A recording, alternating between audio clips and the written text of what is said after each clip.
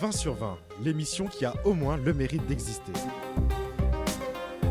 Présentée par Thibaut Ajaguin. Le cinéma serait-il en déclin ? Est-il en train de devenir un média pour les plus âgés ? C'est en tout cas ce que laissent penser les derniers chiffres publiés par le CNC en fin d'année dernière. 50 millions d'entrées en 2020 contre 139 millions l'année précédente. Et parmi eux, les moins de 25 ans ne représenteraient que 30% des spectateurs se déplaçant dans les cinémas. Les jeunes vont beaucoup moins en salle et quand ils y vont, c'est essentiellement pour y voir des blockbusters américains. Des films stéréotypés, très calibrés, se ressemblant tous et n'ont pas vraiment de fond, donc impossible d'y retrouver des éléments de réflexion ou d'en sortir plus instruits. Bref, les jeunes ont déserté les salles de projection. Et en premier facteur, on en a tous été témoins ces dernières années, la concurrence des plateformes de streaming qu'on connaît tous très bien aujourd'hui. Elles marchaient déjà bien avant, mais depuis le premier confinement, leur fréquentation, leur popularité a explosé. En juillet dernier, Netflix a annoncé 10 millions d'abonnés supplémentaires depuis le début de la crise sanitaire, tandis que Disney+, qui comptait atteindre les 60 millions d'abonnés d'ici 2024, a atteint son objectif en 6 mois depuis son lancement début 2020. La désaffection des jeunes envers les salles de cinéma est donc un phénomène mondial, mais l'autre raison de ce désamour provient, on ne va pas se le cacher, des places au prix toujours plus élevé. Sur Twitter, que l'on soit étudiant, apprenti ou haut fonctionnaire, on n'hésite pas à faire part en images de ces tarifs exorbitants. Donc même si les salles proposent à présent des films en ultra haute définition, en 3D, en 4D ou même en Dolby Vision, est-il normal de payer sa place à 15 €? Un étudiant peut difficilement se permettre de dépenser une telle somme pour un contenu disponible gratuitement en streaming ou sur une plateforme dont le coût d'abonnement mensuel ne dépasse pas 10 €.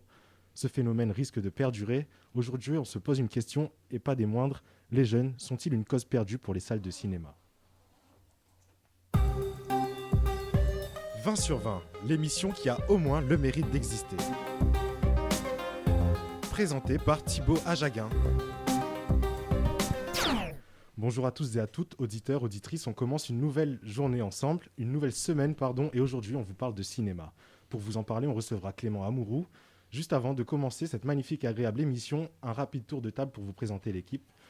Jamais, je dis bien jamais, il ne rate l'occasion de faire une blague quand il s'adresse aux gens. Est-ce qu'elles sont drôles ? Je ne sais pas. À vous d'en juger. Je parle bien sûr d'Eliott. Bonjour Eliott. Salut Thibaut, ça va ? Ça va, merci. Il est sûrement le plus à l'aise d'entre nous derrière un micro. Pourtant, il a gentiment laissé sa place en spécialité radio à ses camarades qui en avaient sûrement plus besoin. Nicolas, comment tu vas ? Ça va, Thibaut. Quelle belle âme. Franchement, c'est beau, c'est un beau geste. C'est une crème. Il m'appelle Macaille quand j'arrive le matin ou l'après-midi, ça dépend. Mais il fallait trouver quelque chose de marrant pour le présenter. Alors je dirais que c'est la version Wish ou la version AliExpress de Thor. Merci beaucoup. Ah, je l'avais jamais vu comme ça. J'allais dire bonne chance pour ta première, mais je le retiens. Enfin, c'est le doyen, le sage de l'équipe. Nous sommes ses nains et lui, c'est notre Gandalf. Bonjour Lancelot. Salut à tous. Comme d'habitude, on commence avec les chiffres du jour. Nicolas, je t'en prie. Ouais, exactement. Alors, tu en parlais un petit peu au début de ta chronique. Moi, je vais parler un petit peu des jeunes et du cinéma. Alors, évidemment, on sait que le cinéma a été impacté par le Covid. Je vais essayer de pas trop en parler. Donc, parlons des jeunes un peu. Les chiffres sont inquiétants aussi au niveau des jeunes. Les jeunes fréquentent de moins en moins les salles obscures. Donc, les moins de 25 ans ne représentent plus que 27% des spectateurs en 2019. Donc, selon une étude du Figaro, c'est 10 points de moins qu'il y a 10 ans. Donc, c'est vraiment un recul énorme. Alors, les jeunes vont en moyenne 5 fois par an au cinéma, ce qui est quand même relativement peu. Je ne sais pas, vous messieurs, combien de fois vous allez au cinéma par an ? Je pense que moi, c'est à peu près la même chose, 5-6 fois. 4-5 fois. Ça fait moi, très ouais. longtemps que j'y suis allé. Moi, franchement, je dirais Très, même très moi, longtemps. je pense que j'y vais 2 ou 3 fois par an. D'accord, donc très peu aussi, donc ça colle avec les chiffres que j'ai. Et l'avenir pour le cinéma, donc c'est soit des changements fondamentaux, bon là j'ai pas la solution, personne ne l'a, soit les seniors, comme on les appelle, parce qu'aujourd'hui c'est presque un client sur 2 qui va au cinéma et qui a plus de 50 ans. Donc voilà, les années suivantes nous le diront. Nickel. Eh ben merci Nico. Des bons petits chiffres. Merci Nicolas, on en a appris beaucoup. Maintenant, on passe à l'interview présentée par toi-même. Oui. Il fait tout dans cette émission. Il est partout. Voilà, Il est c'est- partout, il est Je suis inarrêtable. le seul à travailler. Mais oui, c'est ça le talent. Et ben du coup, ouais. C'est parti. 20 sur 20, l'invité du jour. Et aujourd'hui, dans 20 sur 20, nous recevons Clément Amouroux. Alors, est-ce que Clément nous entend ? Oui, je vous entends. Ah, Bonjour à bonjour, tous. bonjour Clément. Donc aujourd'hui on parle cinéma et donc déjà est-ce que tu peux te présenter Clément ton parcours, qu'est-ce que tu fais dans la vie, on veut en savoir un petit peu plus. Ouais, donc du coup, en fait, moi je suis sort de la Cinéfabrique, qui est une école de cinéma public qui est à Lyon, donc qui dure 3 ans.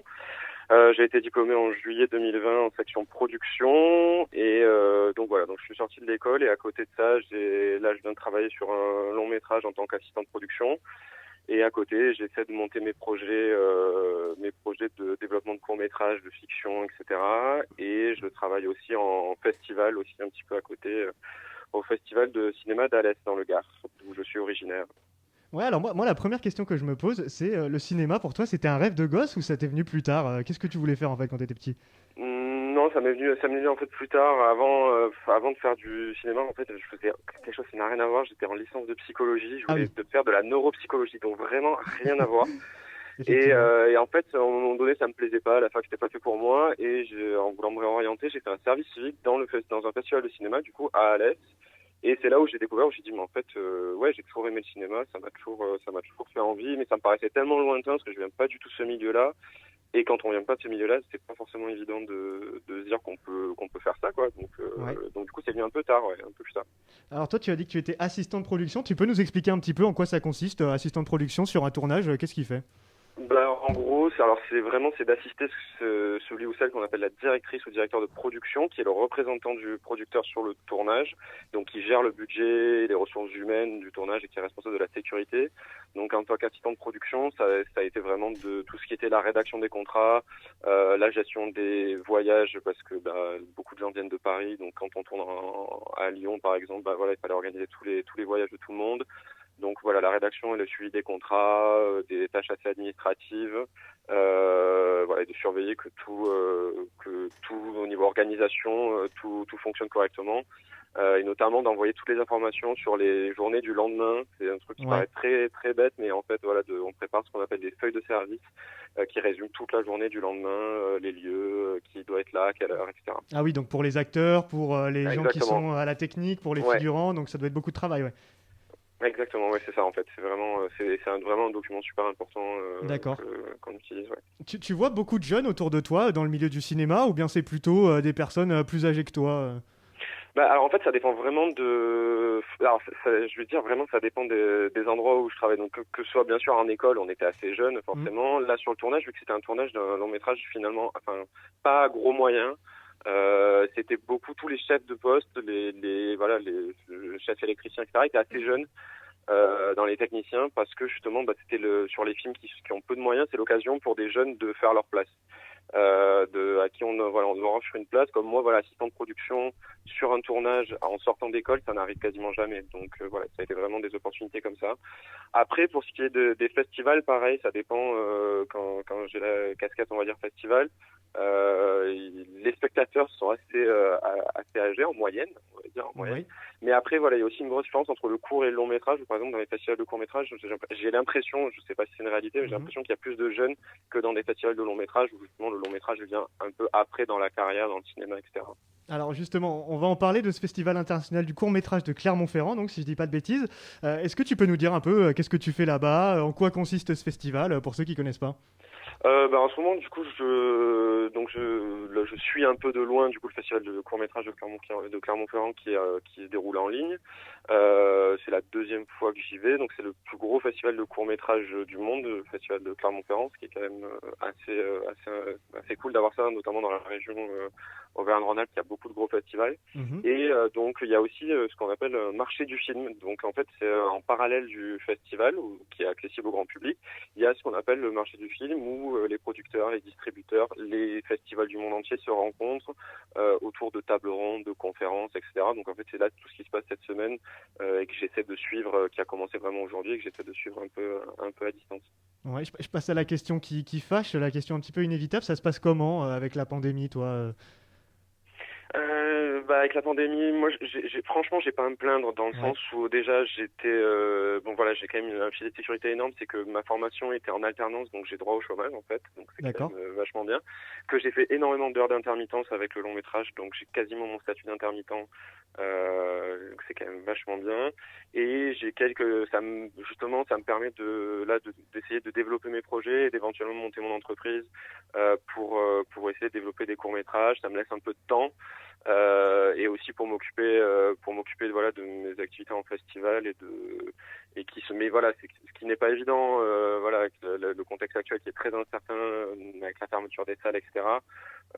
Voilà, le festival dont je m'occupe, c'est vrai que ça nous inquiète énormément de savoir comment on va pouvoir s'adapter à ces circonstances, parce que tous les festivals n'ont pas les moyens d'aller en ligne, et puis ce n'est pas l'objectif aussi à un moment donné, c'est aussi de se retrouver en salle dès que possible. D'accord, je passe du coq à l'âne, une autre question qui n'a rien à voir. Toi, tu as eu le courage de te reconvertir, tu étais passé donc d'études de psychologie au cinéma. Qu'est-ce que tu dirais à un jeune qui a envie de passer le pas, que ce soit pour aller vers le cinéma ou pour vraiment changer de formation, de métier est-ce que tu l'encouragerais au final? Bah, complètement, parce que moi je sais que j'étais vraiment pas bien quand je faisais ces études de psychologie, je sentais que j'étais pas à ma place, et en fait c'est très difficile d'arriver à trouver une place. Et on entend souvent, notamment nos parents et puis nos profs au lycée, de nous dire il faut aller vers là où il y a des débouchés, etc. Oui. Et surtout dans les arts, on nous dit mais si tu connais, pour moi dans le cinéma, tu viens pas de ce milieu-là, tu connais personne, comment tu vas faire, il n'y a pas de débouchés, tout le monde va en faire. En fait non, en fait c'est on peut se trouver une place en fait partout, et justement c'est quand on est à sa place, il y a des opportunités généralement qui s'ouvrent et qui font qu'on y arrive. Alors bien sûr il y a toujours une part de chance, mais il y a aussi une grosse part les choses se font par opportunité, et quand on a vraiment envie de faire quelque chose, il faut foncer, et au pire des cas on fait autre chose. Et on retombe toujours sur nos pattes, mais il faut pas rester après, sinon le risque d'avoir des regrets, de dire j'aurais dû le faire alors que je l'ai pas fait alors que j'aurais dû le faire, quoi. Merci Clément pour ce message, et puis merci d'avoir répondu à nos questions. Merci à vous, bon après-midi. Bon après-midi. Bon après-midi Clément. Merci Clément, merci Nicolas. C'est l'heure de la carte blanche. Lancelot, tu nous emmènes sur une île perdue dans la mer du Nord. Et oui, messieurs, on connaissait tous le confort d'une salle de cinéma avec des fauteuils larges, on peut s'allonger, en bref, une expérience sans pareil. Mais tout ça, c'est pas donné déjà, et puis en plus, aujourd'hui, c'est pas fou quoi comme expérience, puisque les salles sont fermées. Tout à fait. Pourtant, quelqu'un dans ce monde s'apprête à vivre une expérience hors du commun. Et pour ça, il faut partir pour la Suède, plus précisément sur l'île d'Amneskar. Désolé pour la prononciation, je ne maîtrise pas le suédois. L'île de 250 mètres de long, 150 mètres de large, c'est un petit bout de terre rocheuse battue par les vents, mais gardée par un emblématique phare rouge vif et 2-3 cabanons à son pied. Imaginez maintenant qu'on vous propose d'y séjourner pendant une semaine uniquement pour regarder des films. Moi, c'est pas loin du rêve pour moi ça. Eh bien, c'est ce qui va arriver à Lisa Enroth, infirmière de 41 ans. Heureuse gagnante d'un concours lancé par le plus grand festival de films de Scandinavie, le festival de Göteborg. En pleine pandémie, comme le reste du monde, le festival ne pouvait pas se tenir dans des conditions normales. Et comme nous l'a expliqué Nicolas, n'importe quoi, Clément à l'instant, les organisateurs ont cherché d'autres solutions. Et donc, en plus de diffuser les films en ligne, ils ont pensé à créer une expérience hors norme pour présenter les 60 films en compétition.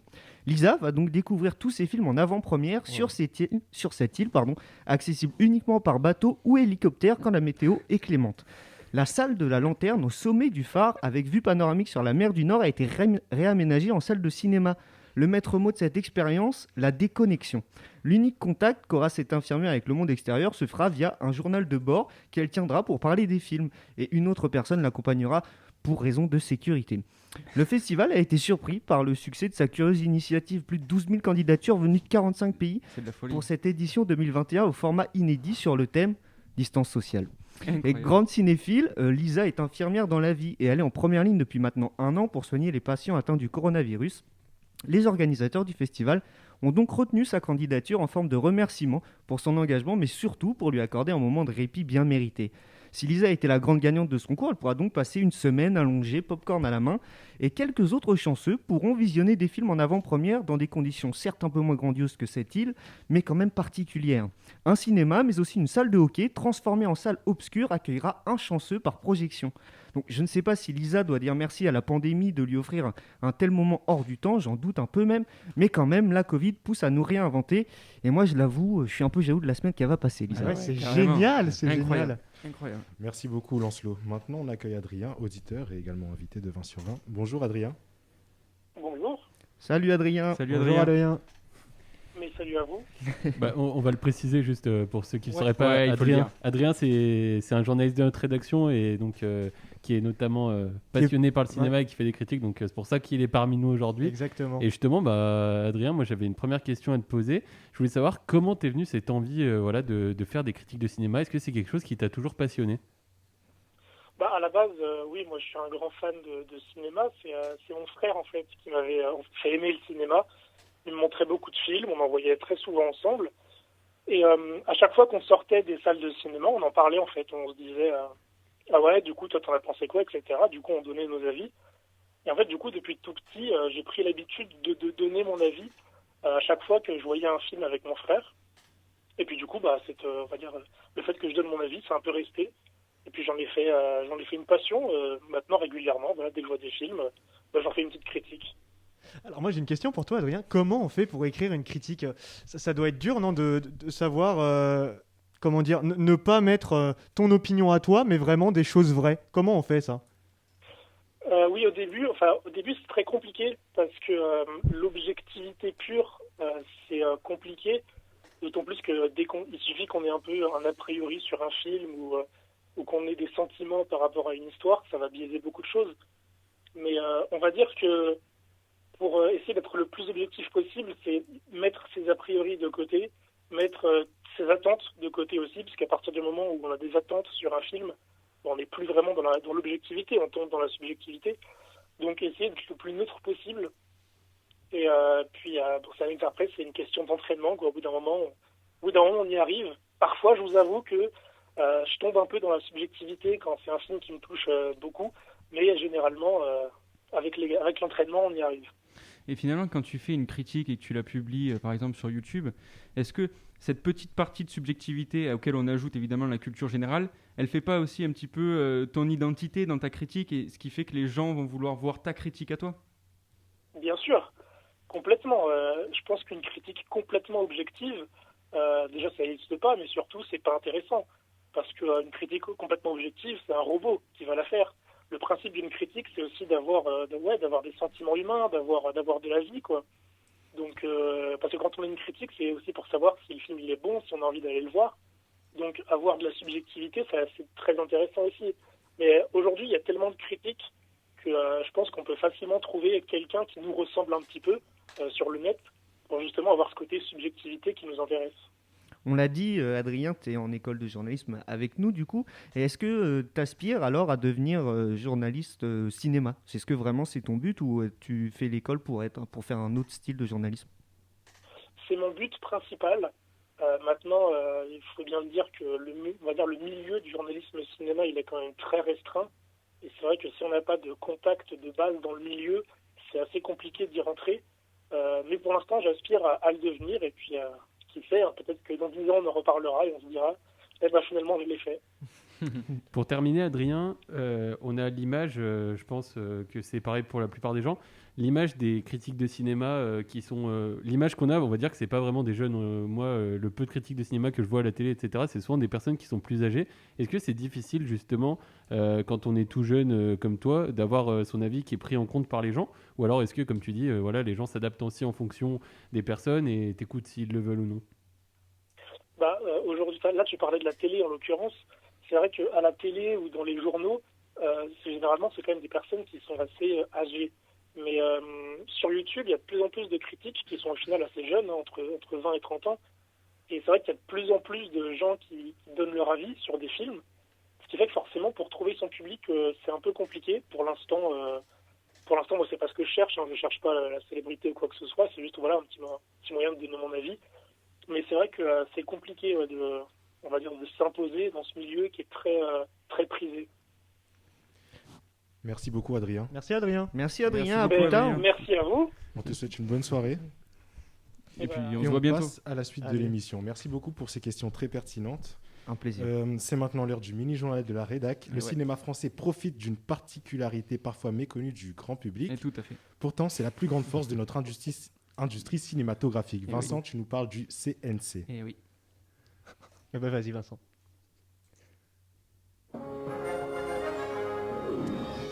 Est-ce que vous avez l'image, ce petit mineur au chapeau bleu qui surfe sur un billet d'entrée?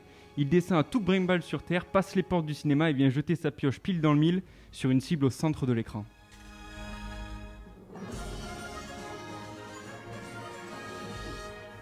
Eh bien, ce petit bonhomme, c'est l'égérie de Mediavision, l'entreprise qui vous fait les pubs que vous voyez au tout début du film, les pubs qui font que le film il commence toujours 20 minutes après. Mais bon, ça on s'en fout. La seule chose qu'on retient, c'est que cette intro, elle est magique. Et elle vient un petit peu nous annoncer que ça y est, ça arrive le moment de la détente, un moment qui n'appartient qu'à nous. C'est le plaisir du cinéma. Et en France, on ne réalise pas forcément la chance qu'on a. Notre pays est le premier producteur de films en Europe, avec 301 productions en 2019. Et ça, on le doit à une particularité, une spécificité française, c'est le CNC, le Centre national du cinéma et de l'image, qui est un organisme d'État qui dépend du ministère de la Culture, mais il est totalement indépendant financièrement grâce à un système de taxes. En gros, à chaque fois que vous payez un billet de cinéma, vous donnez 10% du prix au CNC. L'organisme récupère aussi une taxe sur les éditeurs et distributeurs de télévision, TF1, Canal+. Et depuis 2018, des démarches sont aussi en cours auprès des grosses plateformes de streaming type Netflix, Amazon, pour qu'une partie de leur argent soit réinvestie sur le cinéma français. Tout cet argent récupéré, le CNC s'en sert pour financer le cinéma français. En fait, ça veut dire que les blockbusters américains, les grosses productions américaines, participent au financement de nos films à nous. Et ça, c'est une particularité qui fait que notre industrie cinématographique est l'une des plus diversifiées au monde. Une aide permet aux jeunes réalisateurs et producteurs de se lancer dans leurs premiers films. En 2019, par exemple, une 50aine de premiers films ont pu être produits grâce à cette redistribution d'argent. C'est une solidarité française. Le cinéma finance le cinéma, les grosses productions financent les petites. C'est un cercle vertueux qui nous permet à tous de trouver notre bonheur, film d'auteur, film de genre, comédie. Tout ça, c'est pour simplement ce petit plaisir d'avant-film et on se le remet.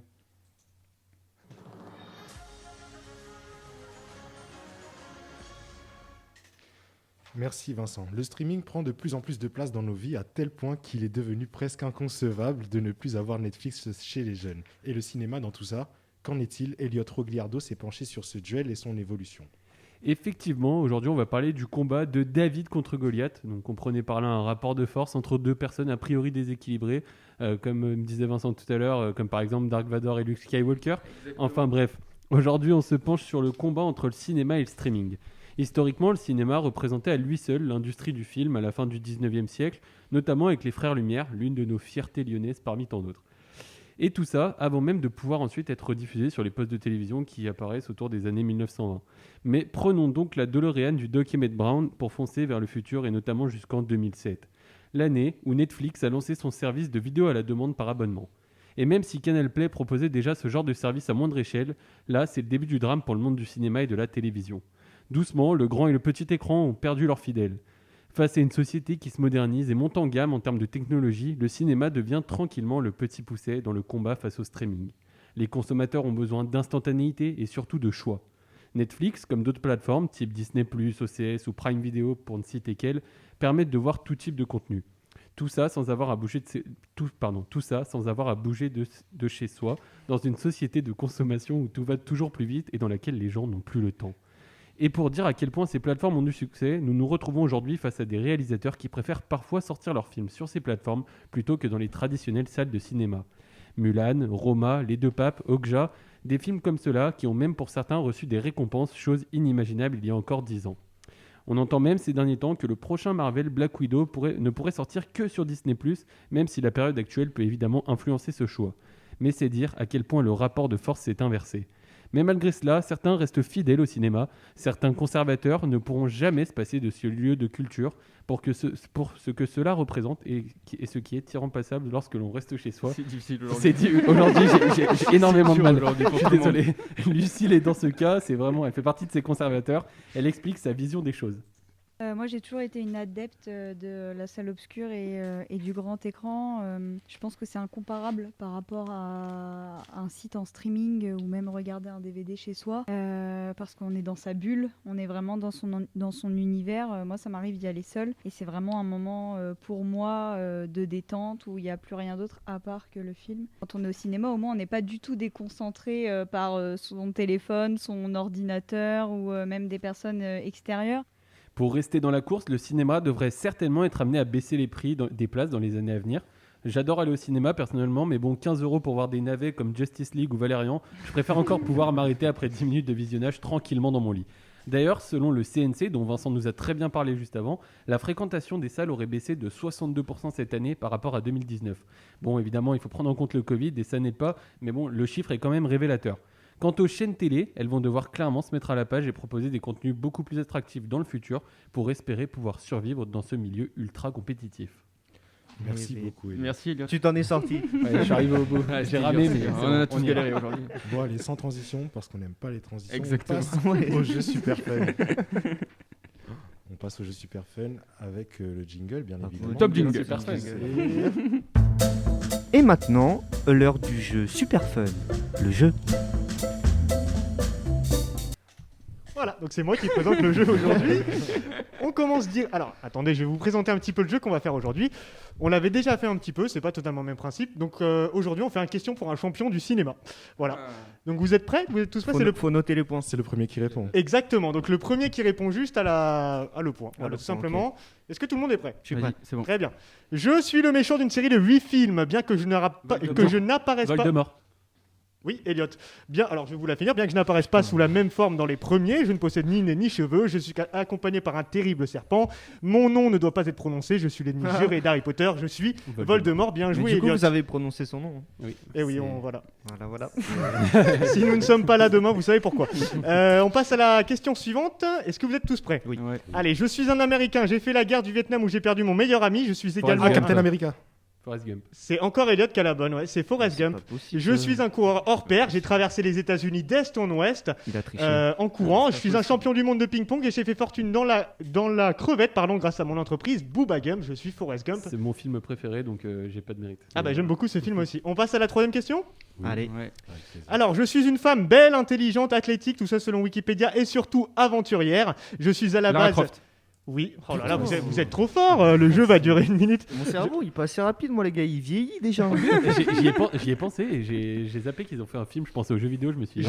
Je suis à la base l'héroïne de jeux vidéo, mais je suis apparu à la télévision et c'est Angelina Jolie qui m'a Ah, incarné. bien sûr. Je recherche et pille sans relâche des tombes et des ruines anciennes à la recherche d'artefacts, d'où le nom de ma série de films et jeux Tomb Raider. Je suis Lara Croft, bravo Vincent. C'est normal. Allez, une quatrième question. Je suis un personnage de science-fiction, bien que secondaire dans l'histoire, mon rôle a tout de même de l'importance. Je suis accompagné au film des films par différents maîtres ou apprenants. Mon compère est un druide doré et je suis prêt à... R2D2. R2D2. Alors, je sais pas qui l'a dit en premier, C'est je moi, crois que c'est moi. Lancelot. Oh non, je mais crois que vous c'est Lancelot. déconnez, Il est mais vous impartial. déconnez. Non, mais on va écouter la diff. Moi, on je pense verra que. après. Je pense Et que je c'est suis lancé même aussi. apparu dans le dernier épisode. Non, en fait, je vais pas le dire. Je l'ai Euh, Il vient de spoil. Ouais, excusez-moi. je l'ai dit avant, mais je l'ai mais pas dit, il ça a va. crié, donc forcément on a entendu que lui. Allez, on en fait une dernière. Une dernière. Alors, je suis une femme blonde animée par un désir de vengeance. On me surnomme la mariée depuis mon mariage mouvementé. J'ai survécu à une balle de revolver tirée dans ma tête. Je me bats Sarah avec mon Connor. katana. Non, je me bats avec mon katana et ma Ah, tenue c'est jaune. Kill Bill. Je maîtrise les arts Le film, martiaux. c'est Kill Bill, Il j'ai me faut oublié son son nom. Ouais, mais j'ai pas Uma je cherche. Thurman et son... Oh putain, je vais me faire Effectivement, défoncer. c'est Kill Son Bill. nom, Pas de grossièreté à la radio aussi. Ouais, Oui, c'est- pardon. c'est Alors, pas politiquement je te correct. donne un indice. Ça commence par B. Ah, c'est... Ouais, non, je vais dire une Je connerie. suis Bruce Wayne. Non, Béatrix Kido. Béatrice. Kill J'ai le droit, Bill. j'ai le droit. Béatrix un demi. Lestrange. Allez, un demi-point pour Lancelot. Un Et voilà, énorme- c'est la fin du jeu pour aujourd'hui. Ok, un demi-point. J'ai trouvé le film et tout. Il a- J'ai tout. Sauf Il a le quand nom dans même le... il a quand même le film. Et en fait, vous faites tout pour que je ne gagne pas. Oui, tout à c'est fait. vraiment Oui, oui, son activité principale. Eh bien, c'était bien, super encore une fois. Merci super à jeu. tous. Ouais, Merci super à jeu. tous d'avoir participé à cette émission. Merci à toi, bravo pour la première. Merci. Bravo pour la première, Thibaut. Bravo. Merci, je viens de me rendre compte que j'ai pas écrit de fin pour cette émission. Ne Du bah, y a coup, pas besoin. Ce que je vous invite à faire, c'est nous suivre sur tous les réseaux, Snapchat, Twitter, Instagram, Facebook, Glidden, non pas Glidden, Non, TikTok. TikTok. Et voilà, LinkedIn aussi. Au revoir à tous. Au revoir, bonne Au soirée. revoir à tout le tous, monde. bonne soirée. 20 sur 20, l'émission qui a au moins le mérite d'exister. Présentée par Thibaut Ajaguin.